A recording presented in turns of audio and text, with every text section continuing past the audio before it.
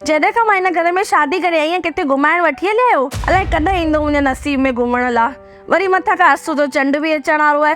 कुछ सोचो तो भगवान झूलेलाल जो छा प्रोग्राम करणो आहे? असु चंड में अहिड़ो छा ख़ासि आहे जो उन ते प्रोग्राम करणो आहे? अरे असु महीने जे चंड खे अधु चेटीचंड जे बराबर मञंदा आहियूं पाण सिंधी। चवंदा आहिनि जॾहिं भगवान श्री झूलेलाल जल में अंतर ध्यान थी विया त सभी भक्त बेचैन ऐं व्याकुल थी विया हुआ। तॾहिं भगवान श्री झूलेलाल असु महीने में पइण वारे चंड ते आकाशवाणी करे भक्तनि जी व्याकुलता खे शांत कयो।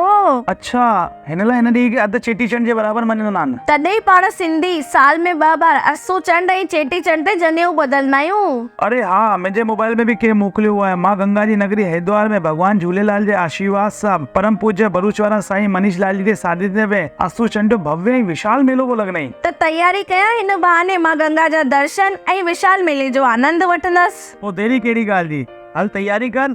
तो आप भी तैयारी करो। 3 तारीख जो भगवान श्री झूलेलाल जे जीवन लीला ते रचित ग्रंथ पवित्र श्री अमर कथा जो अखंड पाठ ॿुधण लाइ।